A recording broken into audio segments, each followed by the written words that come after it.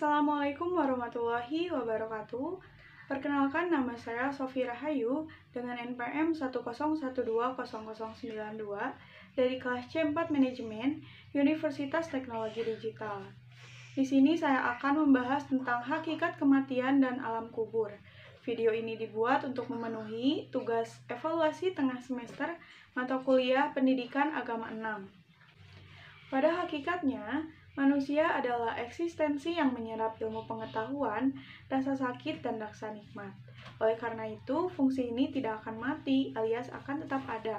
Sebab makna kematian hanyalah sekadar berhentinya fungsi-fungsi tersebut dari badan yang sudah tidak berfungsi lagi sebagai alat. Sama seperti kelumpuhan yang diakibatkan oleh suatu penyakit tertentu. Dan itu bermakna bahwa tangan yang sudah tidak bisa berfungsi lagi. Jadi, kematian adalah kelumpuhan total yang menyerang seluruh anggota tubuh. Sementara, hakikat yang bersangkutan berikut ruhnya masih tetap ada. Ruh akan mengalami perubahan keadaan dari dua segi.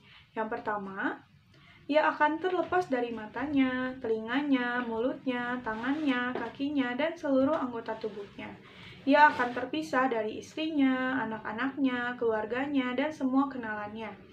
Dan ia juga akan berpisah dari kuda-kudanya, ternak-ternaknya, pembantu-pembantunya, rumah-rumahnya, tanah-tanah ladangnya, dan semua yang menjadi miliknya.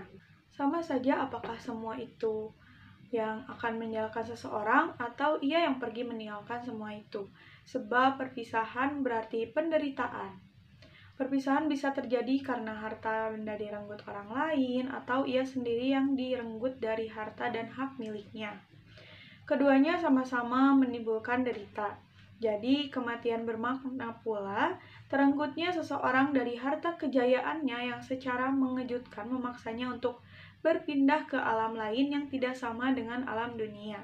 Jika sewaktu di dunia ia memiliki sesuatu yang sangat disenangi dan disayangi, maka setelah mati akan semakin kian besar penyesalannya karena ia amat sulit berpisah meninggalkannya.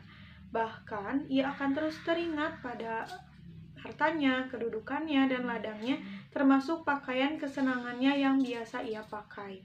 Tetapi, jika ia hanya bisa senang dan gembira kalau mengingat Allah, maka nikmat dan kebahagiaan itu akan semakin sempurna karena ia akan segera bertemu dengan sang kekasihnya tersebut. Tak ada batas, kendala, dan urusan duniawi yang akan menghalanginya. Ini salah satu aspek yang membedakan keadaan hidup dan keadaan mati. Yang kedua, dengan kematian seseorang akan mengetahui dengan jelas apa yang tidak mungkin ia ketahui semasa hidupnya.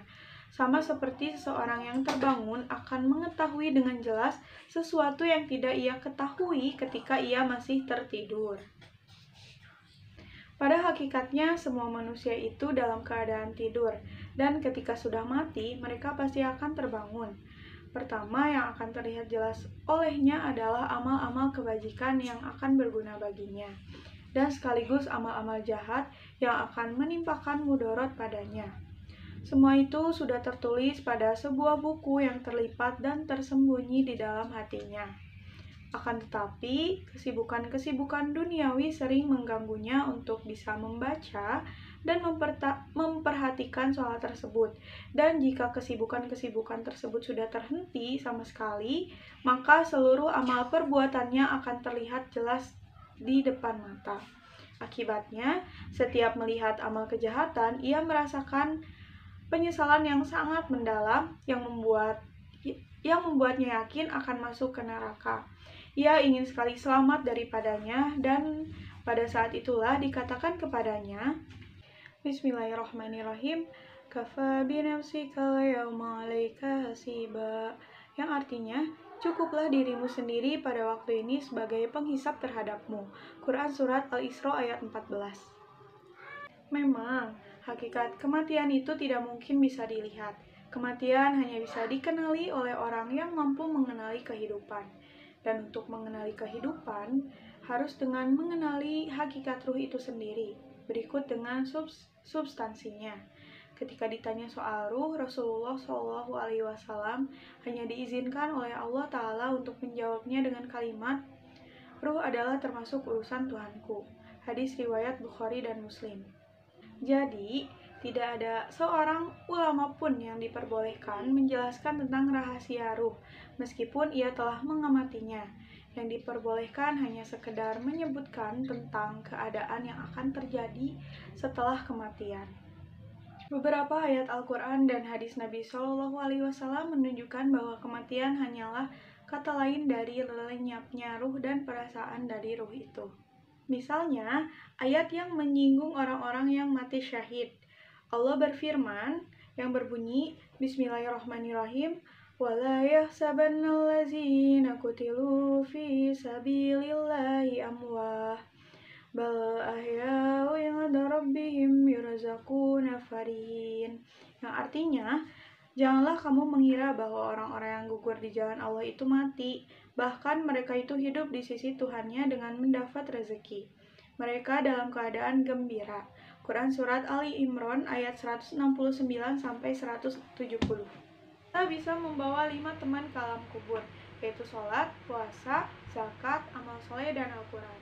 Hal ini sebagaimana dijelaskan dalam sebuah hadis yang berbunyi, kemudian didatangkan malaikat dari arah kepalanya untuk menyiksa, maka sholat berkata, tidak ada jalan dari arahku untukmu. Kemudian ditentangkan malaikat dari arah kanannya untuk menyiksa, maka zakat berkata, tidak ada jalan dari arahku untukmu.